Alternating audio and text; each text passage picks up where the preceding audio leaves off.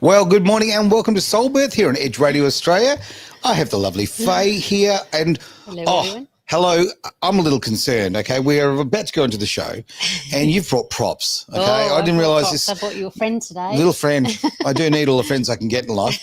That's very cool. Before we get into that, how are you? Oh, not bad, thanks. Yeah, How are you? this is good. I'm all right. A little frazzled as always. But a few little technical issues there. Oh, you got to love it, right? Happens in life. It does. We've got all these new things coming in. Obviously, because we're constantly evolving, new gear and all of that, people probably looking at the screen and think, hey, that looks a little bit different. You know, new cameras and new computers and all sorts of goodies.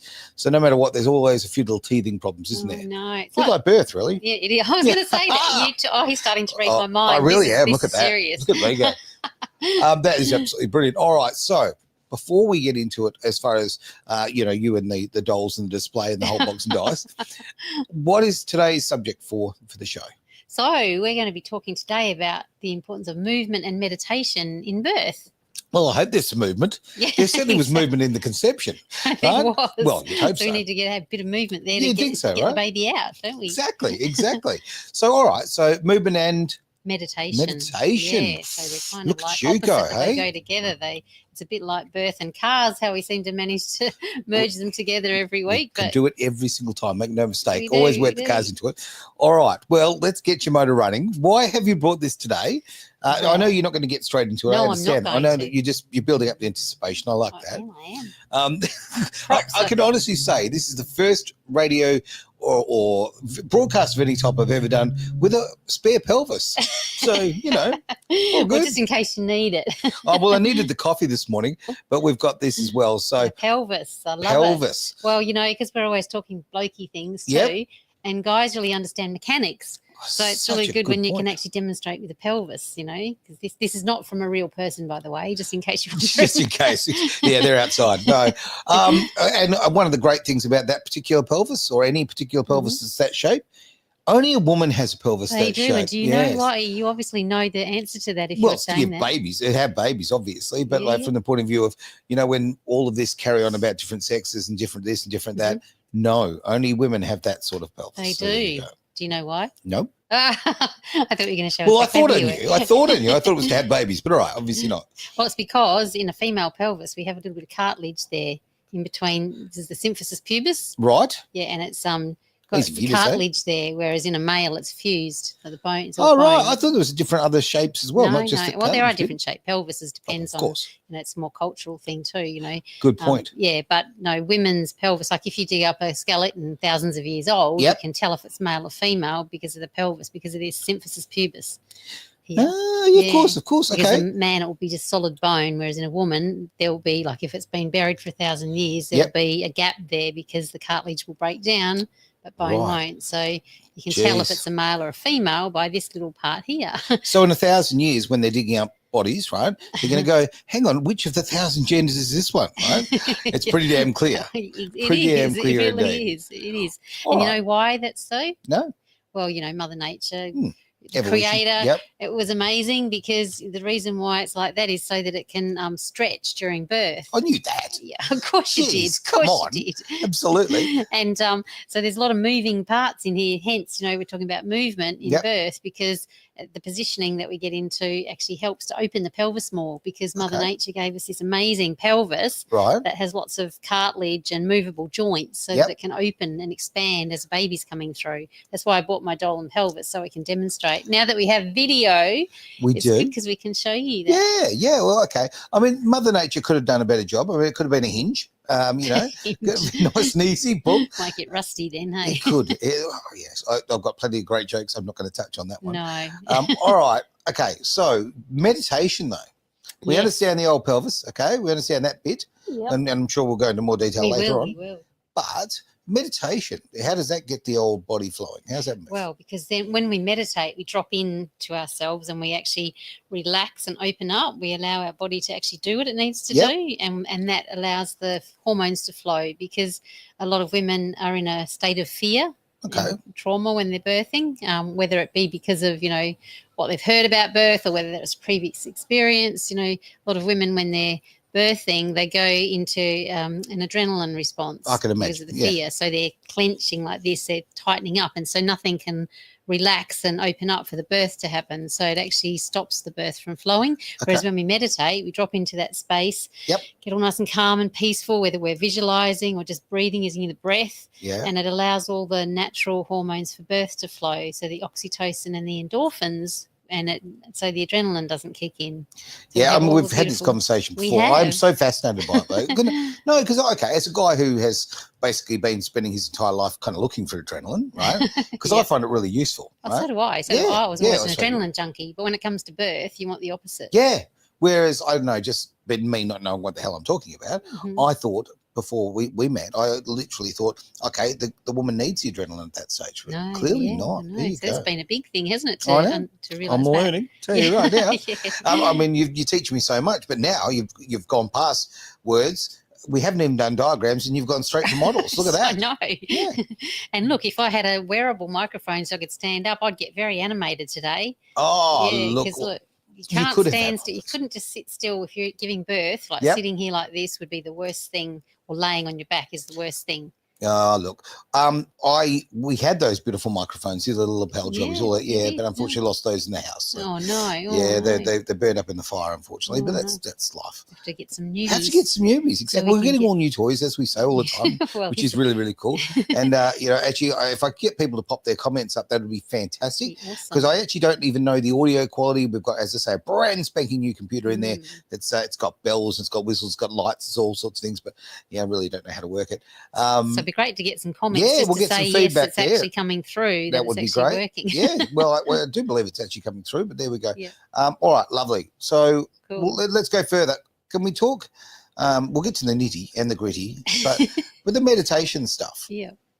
Are there particular techniques of meditation that might take you to a better place when you get down to it for birth? Well, I mean, everybody's got their own style of meditation. So, and there's, I always used to think meditation was sitting there, just going, like so did I. That's what I thought it was. And I was free. Exactly. I didn't want so that's one form of meditation, but it's not the only way to meditate. And I learned very easily when I had young kids that if I needed to meditate, I had to do it while I was moving. Like I had a baby strapped to my chest and doing the housework, and I found my place to meditate while I was meditate on the run. You do. And then I learned that there was when I did my meditation teacher training, which was a few years back, I discovered that that's actually a style of meditation. So I was doing it anyway. It's called moving meditation. Wow. And so you just wire your brain a different way, and you actually drop into another state when you're doing these manual things. And I found that was easier than trying to sit and meditate, because if I ever did that, I'd fall asleep, as any busy young mum would know. If you ever get 5 seconds any opportunity, total peace and quiet, you're like out to it. Oh man. The meditation thing. Okay. I mean, I'm like most people, I don't like housework, right? So if I'm doing housework, I've said to you before, I like to really pump up the tunes, really. So put your headphones on, blast it out. And I didn't do headphones. You just put the radio on then, hey? Yeah, and absolutely. What better radio station? I've heard there's a good one around. I think it's called Edge Radio Australia. Maybe. Yeah. EdgeRadioAustralia.com, press the play button and away you go. There you go. But as far I've just look at things differently now because of the information you've brought my way. Because I used to think of meditation as very chill, and I can't do that, so I'm not capable of it. But if I'm sure you are. I don't think I am, but there you go. But if I'm capable, have another challenge coming up here. But if I'm capable of cleaning the house with KLF, from the 80s and the 90s, running from like number 11, right? But if I can zone in, I suppose that's a level of it makes you actually want to do the housework, doesn't it, Aaron? Yeah, it does. There you go. There's not a lot that makes me want to do that, but there you go. But music, it drops you into that space of meditation, and I find it much easier to do anything like that. This monotonous kind of task, you can do it much easier when you've got music, which is a key part of it, to actually drop into that space, find your zone. So whatever music does it for you, and everybody's different. Agreed. And the choice of music, I mean, you were talking about when you're birthing, you love Enya, right? I'm talking about housework. There's a Freudian slip. Jeez. I was going to say, you're the wifey, are you? There'll be no wife is a dirty 4-letter word. No. No. I'm kidding. Wash his I've been mouth out divorced here. twice. Come on. I totally am joking on that one.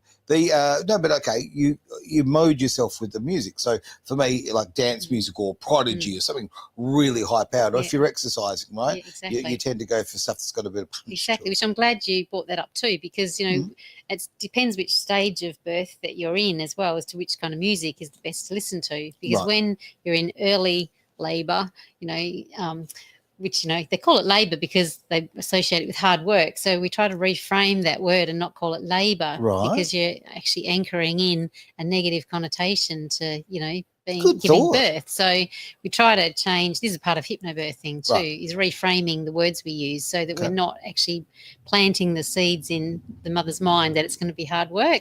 So in other words, you speak about going with the flow, surfing the waves. So instead of saying contractions, because a contraction means tightening. Exactly. Yeah, and even though that's what the body is doing, but it's not actually, you don't want the woman to tense up her muscles. You want her to relax.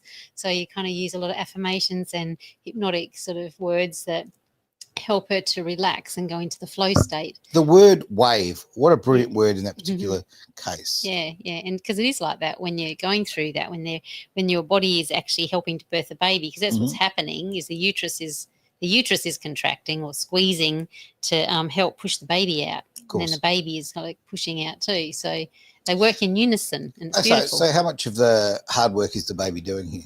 Oh, the baby does a lot of it. Yeah. This is why I'm so passionate about communicating with the baby when it's in the womb, because if you have this communication going with the baby, you can actually be talking to them and actually guiding them through, or they can be actually checking in with you and telling you how they're going. Excellent. So you don't end up with a lazy baby. I like that. That's right. You get them to be part of it. You do your part. Exactly. So you're constantly just tuning in and, checking in and working together as a team. And when you're in tune like that, you actually know when there's a bit of a blockage happening. And it may be, you listen to your intuition as well. And it may be that you just reposition yourself because you're feeling like something's stuck on the right-hand side or whatever. So you just put your leg up on a couch or something or a step and just free up the right side, and then you can feel a click as the baby moves through.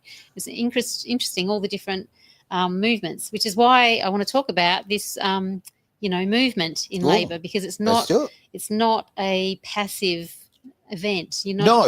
Whereas it is in the hospital system. A lot, women are told to lay on their back on the bed and just await it to have, the events to happen. But that's the worst position to be in, because labour can't, or labour, there you go. There you go. It's so easy to do, Freudian slip, because I was like conditioned in the hospital system to talk like that. But we are. I mean, all those words, they really do matter. They really do. And you can reframe the whole darn thing, right? You really could, absolutely, by using different words and a different philosophy about it. I mean, just the fact that, intuition. All right. Okay. There's a reason why you've got it. Use it. Absolutely. Yeah. And then with birth, birth is actually a very active event.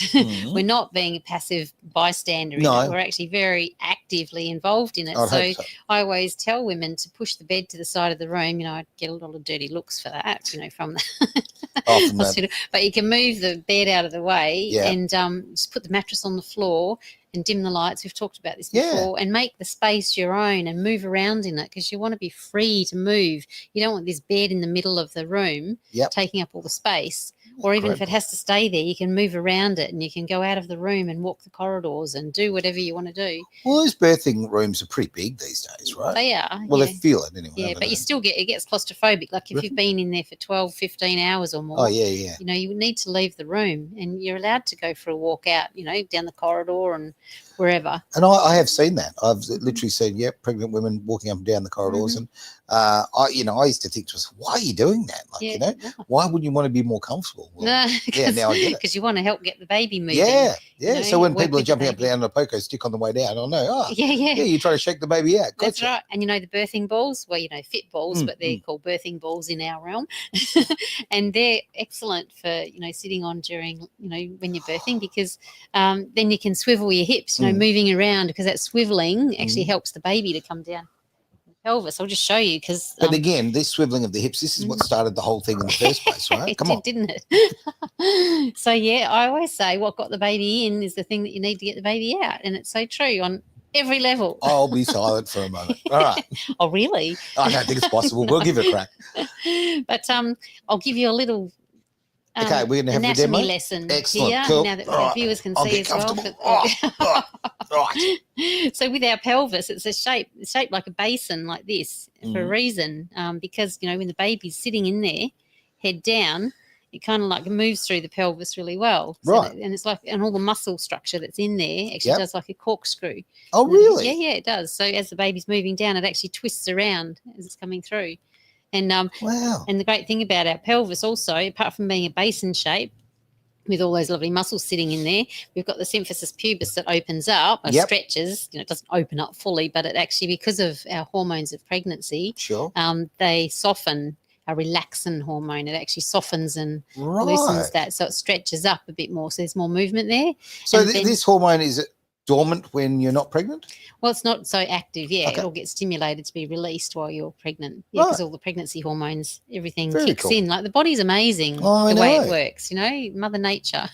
It is unbelievable when you really think about that. Honestly, all the things we accomplish in the world, and with things we build, yada yada, bridges and towers and airplanes and whatever, this is the most amazing.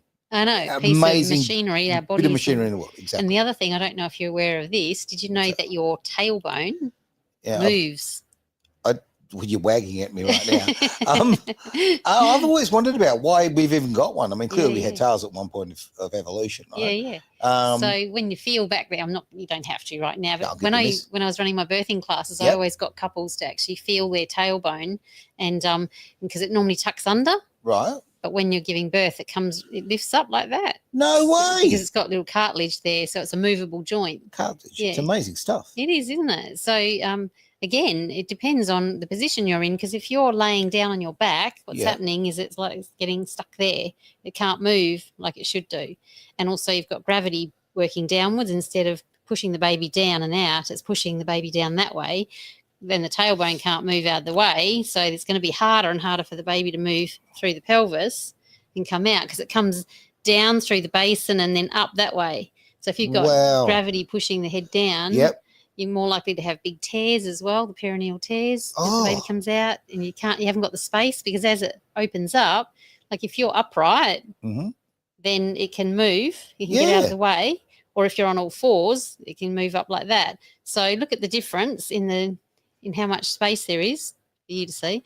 That way, when that comes down, look at that. My jaw is on the ground on that. I've never, I didn't know. Just like that, isn't it? It's like a little trapdoor, really, isn't it? Because if it's free to move down, or up if you're on all fours, which I love that position of all fours, for birth, it can lift up out of the way. And so it allows the baby to move through. It actually adds 2 to 3 centimetres diameter.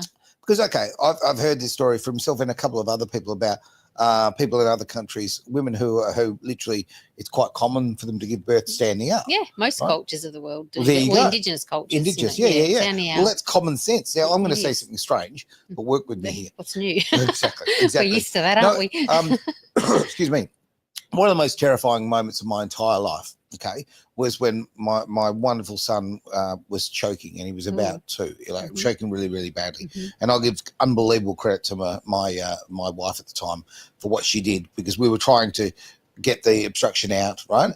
Anyway, she picked him up and held him upside down and shook him and squeezed him and all that sort of thing, right?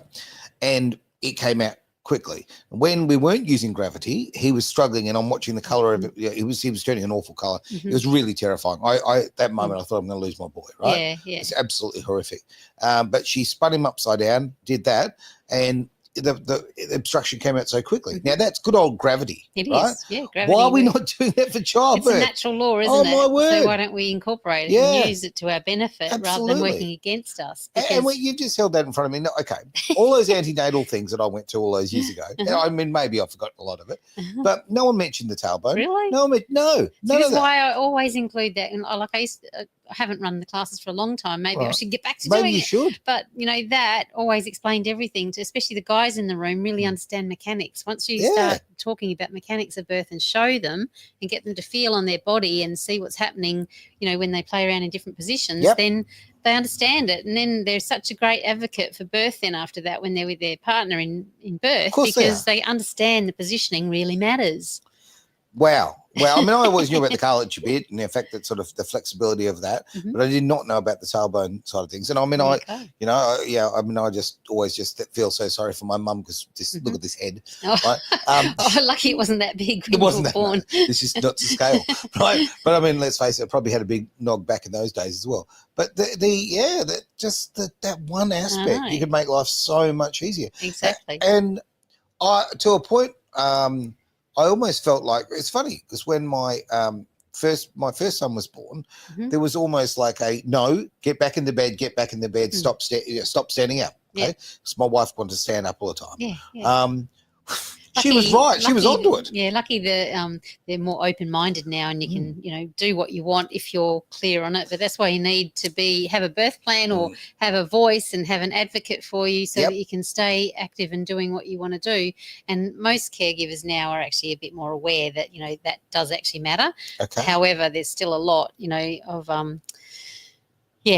caregivers in the system that want you on the bed, because it's easier for them to manage your birth if you're on the bed where they can see it and where they can reach everything. Yeah, it was about them. Exactly, it was totally. Yeah, I remember working with a doctor. I'm not going to name anybody, but who had to have the women on the bed, in the right room because they were left or right-handed. I can't remember whichever one, but so that they had the right hand. So that they could manage the birth. Really? Because they had to be there at the birth and they had to actually be in control of the birth, and they wanted the woman in the place where it was easy for them, and they would actually make them get out of the shower or the bathroom or, no, you need to be on the bed. And it's like, no. See, I personally would never go through someone like that who, if that it was about them. Yeah. Because the birth is not about them at all. It's about you. All. It's your birth, and you should be able to birth your way, and you need to find a caregiver that will support your wishes. Yeah, well, look, doctors are a bit like pilots, Do you ever want to know, if there's a pilot in the room or a doctor in the room? Well, just, don't worry, they'll tell you, right? Okay. I mean, ego is a big thing. I say that because I've got pilot But there's a lot of really good ones that they're probably not the egotistical ones. Very true. But there's some beautiful, gentle doctors. You just got to find the right one.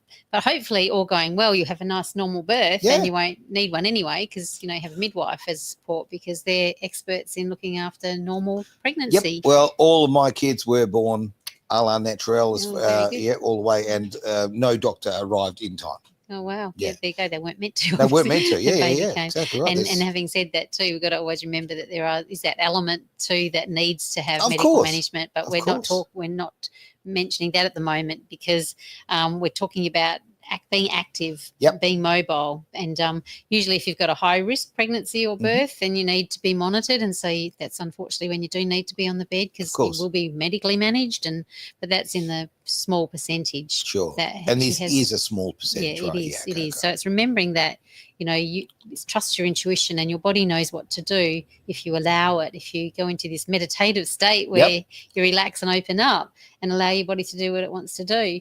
And remember to work with your baby because the other thing I wanted to mention when you talked about the size of your head I do. I look in the mirror and I do feel so sorry for my mum. I know.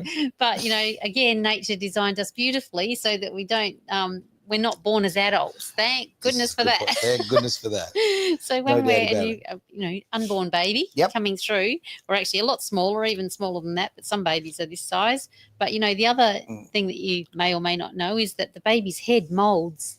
Well, I do know that. I know. Hang on. They're called, hang on. Fontanelles. Yeah, there we go. So I knew that. So we've got all the skull plates overlap each other, and we do have our fontanelle, which is at the crown. It's our crown chakra. It's because that's where talk about spiritually. It's the crown chakra where we have all the beautiful energy coming in. Right. But in a baby, like the fontanelle is quite open. Yep. And so you can feel through there. You can feel the baby's heart rate through their fontanelle. Ooh. Yeah. My stomach just went a little. I'm not good with surgery type things. And but the feeling like to me that's kind of I'm poking your brain. Yeah. It's all good, but you're not supposed to press hard on it because it takes 12 to 18 months for the fontanelle to close over more. So you've got to always be careful with a newborn baby's head around the fontanelle. Yeah, because it's still developing and all the skull plates when they're giving birth, they all overlap. So which is another reason why when they come through the pelvis, what you see is not what you get because the head molds and squeezes up. Yep. And then as it moves through the pelvis, all the pelvis opens up, because it's not only the symphysis pubis and the tailbone, it's actually all the other joints, your sacroiliac joints, if you want the big words. Okay. In here, they've all got also got cartilage, and they can ache, which is why many women get back pain when they're giving birth. But that all stretches up as well. Yeah, so between the pelvis can open up another 2 to 3 centimetres, and the baby's head moulds. So, the baby actually finds its way through. Right. So when they do these scans and tell the woman that, oh, your baby's too big, you'll have to have a cesarean because there's no way that'll fit through, it's like they don't take into account these things, that the pelvis opens up and the head moulds. So, it's not what you see. Yeah, and there's a lot more money in a Caesar, let's face it. Exactly. Yeah. And this is why movement is so good too, because if your baby is getting stuck or it's like hard coming through, because it is hard work, but you can breathe with it and work with it so that it flows a lot easier. Okay. And when you're using different movements and stuff, you can get into different positions, so you free up areas that might get stuck, like I was saying. So, of course.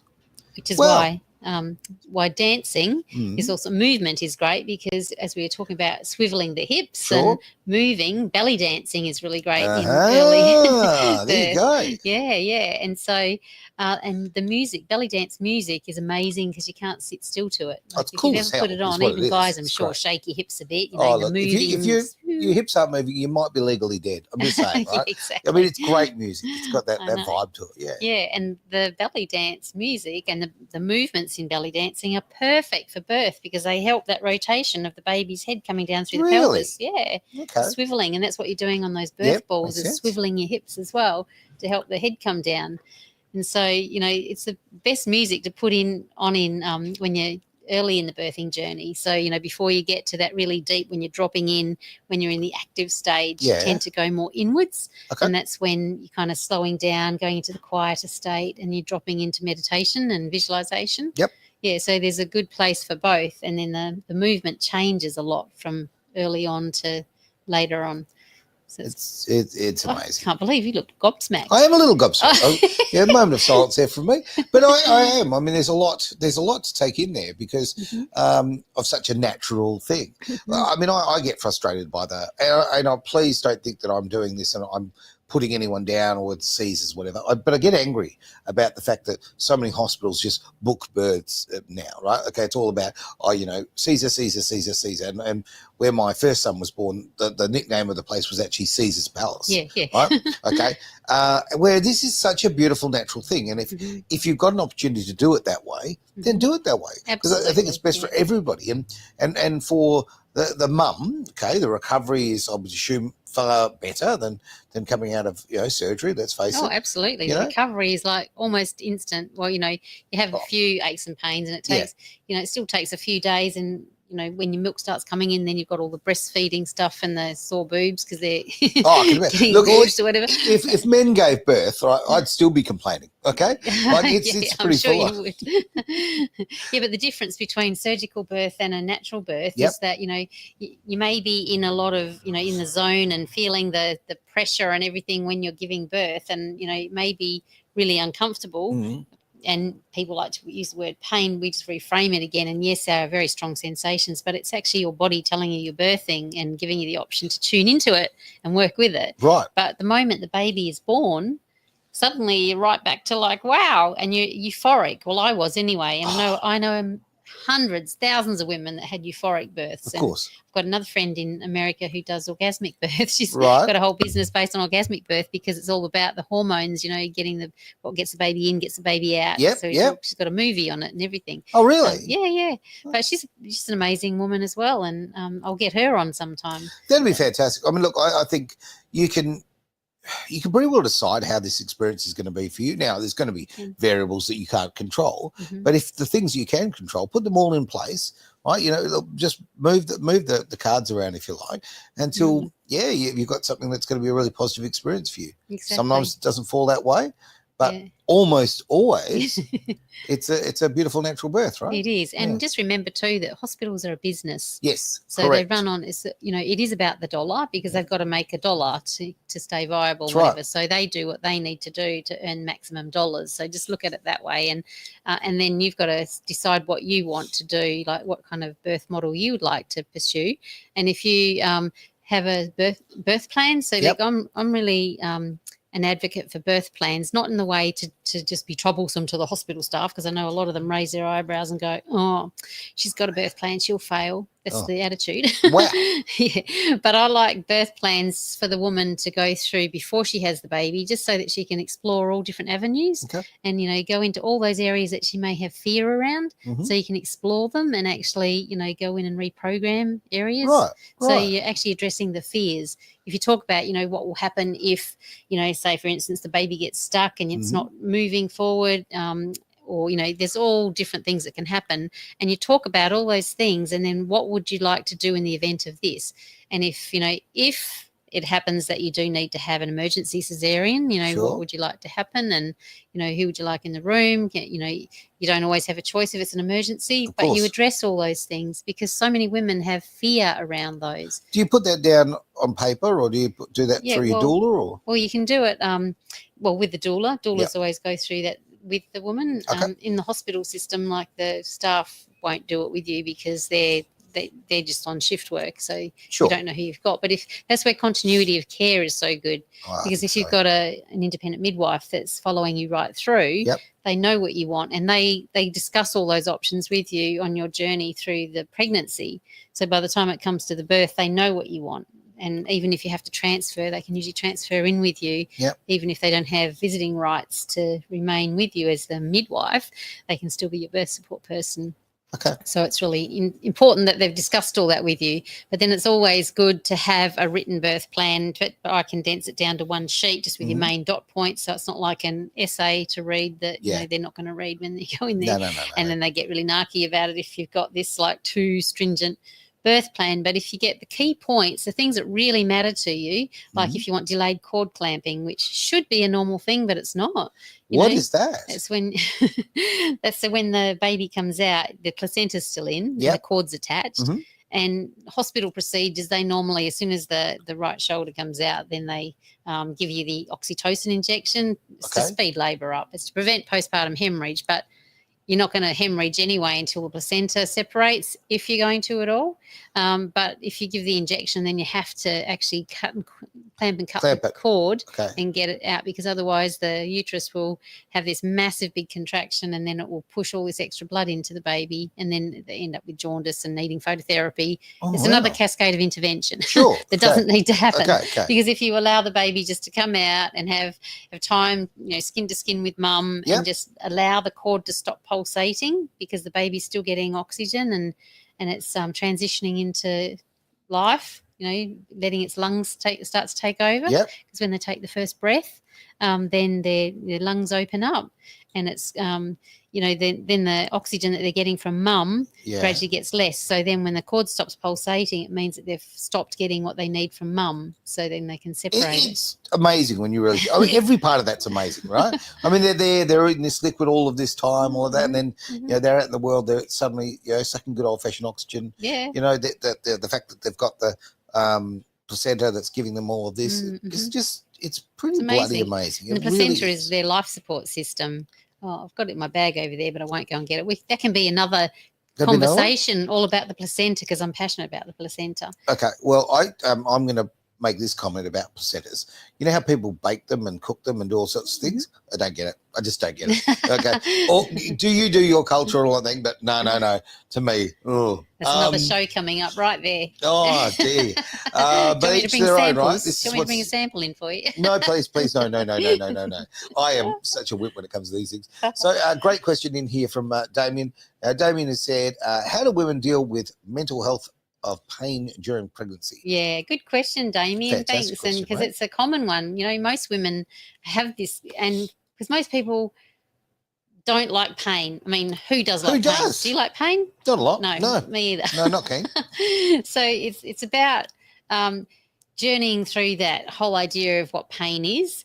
reframing it to know where the pain is actually coming from when you're giving birth, because it's a different pain to when you break a bone. You know, like if you break your leg, it's very different pain to that. And I've heard that labour's almost as bad as man flu. Almost. Man flu. Yeah, almost. That's right. Oh, gosh. Like you said before, if men gave birth. There'd be no population. We'd whinge you at it forever. And no, we would.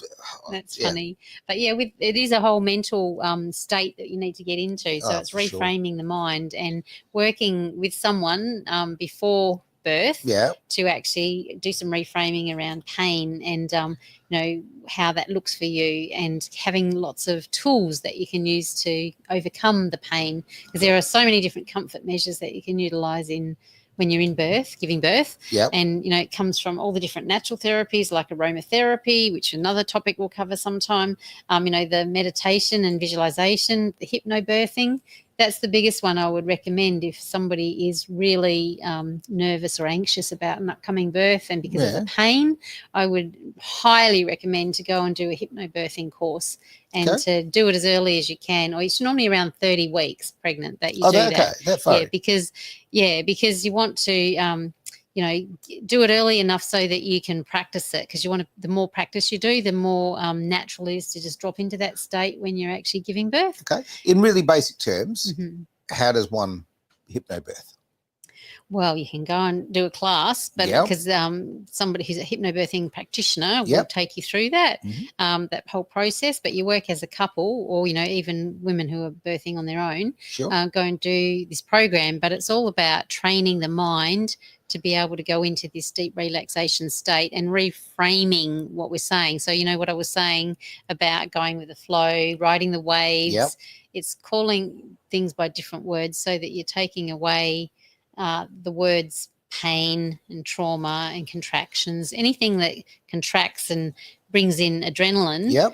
We kind of like reframe it so that we invite in the right hormones that we need to birth. I thoroughly agree. I used to always not think that way as far as, you know, reframing using different words. Many years ago, I had a friend in my life who her attitudes were very different. She had an autistic son who was quite a big challenge, right? So she used to always say, language is important, the words you use are important. I used to think, well, you know, maybe you're a little overstating it, right? But I watched her, and she would reframe the situation, and sometimes there'd be some really horrific kind of stuff going on, stuff that would, you know, throw people for a sixer. And she would just place the words differently, and it wasn't over the top. It was done quite subtly, and I thought, you're onto that. And I'm glad that I met this person, because it's actually taught me to do the same thing. And then later on in life, I've met other people who are, you know, probably more advanced in that, you know, than me, and I've taken a little bit from there. So I think there's a lot. The mind's a very powerful thing. Oh, it is, and we've been conditioned to think negative and you know, go into negative states. So it's really important. And thanks, Damien, for your question, because the word pain makes it worse. It does, because of the negative connotation that we have and previous experience and what we've had programmed around pain. And pain is a bad thing, whereas when you're giving birth, pain is a signal that your body is giving birth. Because imagine if we didn't have a signal like that. Imagine if our baby just popped out because we had no warning. Walking down the street, look what happens here. Oh, look, it is funny. I mean, well, not funny at all. The word association, when I think of pain, I think of Travis Carter. You know, so hey, Travis, if you're listening. Oh, so you true. love him. I do. Yeah, but I also wanted to mention that there are also tools and techniques that you can use to actually overcome or minimise pain as you are feeling it, because there's all different massage techniques, you know, that you can do, like effleurage, we call it. It's a light massage tingling down the spine. You know, when somebody runs their fingers down your spine and you get the tingles, that's releasing endorphins. So they're our body's natural pain reliever. So it's like morphine, but it's natural. You don't have any side effects except good ones, because you get on a high from it. I like that. Yeah, so we teach couples to actually work together like that, and partners to actually stimulate the release of endorphins, because then that kind of gives you your natural pain relievers. And also you can get into the different states. And I was going to say something else, but it just went the tingly totally. Thing, so, well, it's all right. The tingly thing is very interesting to me. It really is, because I think about it, and you go, ooh, like that whole that funny, that's endorphins. It's and the oxytocins too, which are the right? feel-good hormones. They're the ones that were stimulated when you got pregnant in the first place. Gotcha. All the good hormones that are released when you're making love. Mhm. They're the hormones that are being released when you get into that state of giving birth. The Marvin Gaye kind of hormones. Gotcha, right? You're so very that white. tingling, Okay. all that. Well, that the tingling thing is good. really interesting to me, because I always think of that as being a bit of a kind of thing. That's the best way to describe it. But I didn't think about the fact, of course, you could use that as a pain release kind Absolutely. Of course you could. And there's lots of pressure points too on your hands and feet, reflexology, meridians, Chinese medicine. We look at, acupuncture, all those points, they have a purpose. And when you know where they are and you can access them, these guys are good at pressing buttons. That's right. So a whole bunch of them over here, look. Yeah, exactly. So if you learn where the pressure points are on the body, then you can actually help your partner by pressing those points during birth. Well, the reflexology is a very interesting thing, right? Okay. I hate feet. I'm not into feet. No. They stop the legs from fraying. I think they're ugly things, right? I don't like them. Okay. So anyway, you should be thankful for your feet, because they carry you around in life. Yeah, I don't work hard for you. I'm not lacking thankfulness. I just don't like the buggers, right? I've got Fred Flintstone feet. You don't know, my feet look like Fred Flintstone's, they really do, right? Looks like I could drive in the car with a big, Aaron, we got some work to do on self-love. Oh, no, it's all good. Loving his feet. Oh, my gosh. Where I'm going on this is the fact that I've always had I suppose, I'm not like I don't live it, but I don't think overly positive about anybody's feet, right? Oh, gosh. Okay? Mm-hmm. But, a few years ago, had some reflexology. Mm-hmm. Oh, yeah, baby. Good. I cannot believe the amount of pain you can take out of your entire body with your feet being massaged correctly, right? Absolutely. I love reflexology. I offer that to people all the time, and it's amazing the transformation they have. I'm now a fan. I like it that's now. Good. Glad to hear it. It's just funny, those things that you kind of got a prejudice towards something and you think, oh, no, it's not my thing. Yeah. But the pressure points and what blew my mind is the fact that it was a whole body kind of experience, not just that. So I can imagine when you're in the birthing process. See what I did there? There you go. I've already trained him to reframe. It's working well Done. But when you're there and it's all happening, someone massaging your feet, that'd be great. Well, it's interesting because my mum did that for me when I was giving birth to which one was it? My last one, I think, my fourth baby. Right. And your feet are super sensitive when you're giving birth. Are they? Like, I couldn't believe how sensitive they were. So the lightest touch felt like gouging. Right. So Reiki on your feet is actually really good at that point. But she was just really softly pressing on some of the points that would help to stimulate the birth and everything. Because in my last one, I was, really in the process, and then it just stopped. And then, so after a few hours, my mum just actually started to work on my feet to get it going again, and it worked. And then, straight away, I went into, full-on birth and had my daughter soon after that. Simple. So it's good. So if you've got a baby that's, not moving, if you're getting threatened with induction because you're like a week or two over and you need to bring it on, apart from tuning into the baby and asking why there's a hold up, then you can actually work on the feet and all the reflex points to actually stimulate the uterus. Was that daughter particularly later in life? Is she a bit stubborn? Oh, she's really clear on what she wants to do. But she plans everything. Really? Oh, yeah. And she's great. She's knows what she wants, and she just gets it. That's awesome. That is awesome. All right, now we're going to finish the show on a couple of ticks. Oh, gosh, I better tell you what's coming up. Let's get back into the pelvis. Boom, boom. Yeah. Boom, boom. And let's talk about the bum. Exactly, because I was talking about the pelvis too and movement and why I'm so passionate about moving, and we mentioned belly dance as well. And one of my very dear friends over east, Maha El Musa, she's a beautiful woman that I've known for many years. She's going to be on the show next week. That sounds cool. She teaches belly dance for birth. Oh, and, yes, you've said that before. How cool. Yeah, and it's amazing. And she's actually coming to Perth to teach her embody birth method in next month. Okay. And she's going to be on the show next week talking all about embody birth and belly dance for birth. Awesome. This is her book, Dance of the Womb, that she put out, years ago. I can't remember what year it was in. But anyway, we'll talk more about this book next week when she's on. And she's also got her DVD, Dance of the Womb. But it's beautiful, beautiful. And she's such an an amazing person who teaches her workshops all around the world. She's even got Japan, the Japanese and the Chinese are really taking it on board. Is that right? They love it because, it's all about embodying birth, so getting into your body and moving through birth. And, well, I always think about belly dancing as more of a Middle Eastern thing. yeah, well, she's from the Middle East. Well, that'll make sense. There Yeah, you go. it does. Okay. No, well, the fact that you said about Japan, Yeah. But she's brought all those beautiful Middle Eastern technology, or not technology. Techniques? Techniques. We'll go with that. Technology of the body. Yeah, well, it is. True. So techniques and incorporate it into her birth. And I'll let her share her story next week with the viewers because it's integral to everything about how and why she teaches what she teaches. And this is why I wanted to talk about this today, because this leads beautifully into that. And now, you understand, now that you've got the whole visuals down about the mechanics of the pelvis and how that works and the baby, then you understand when she's talking about belly dance and how that actually does work on a deeper level. And looking at the shape of that pelvis, there's very much a cup of life about it, isn't there? There is. Very well, it's much interesting that, because then the uterus, which sits within that, is actually the Holy Grail, I believe. Yeah, the bringer of life. I think you're right. Yeah. I actually think you're right. I'm on that. All right. Well, so we're looking forward to next week. Yeah. Okay, a special guest. That's going to be fun. Yes. Is there any last minute thoughts that you wish to share? I want to say thank you to Damien for the messages. Yes, and I'm glad you had fun in Bali, mate. That's really, really good. It's good to be out there and relaxed. Maybe you did a little bit of soul searching there of some lucky thing. Bali's lovely. I love Bali. We all love Bali. How can you not love Bali? I've been on some birth retreats in Bali. Oh, yes, holding the mother and doing. It's a beautiful place to do sacred work like that, because their culture is very much into sacred birthing, which is beautiful. And of course, beautiful Ibu Robin Lim, who's got the Bumi Sihat Birth Centre up there. She's doing amazing things.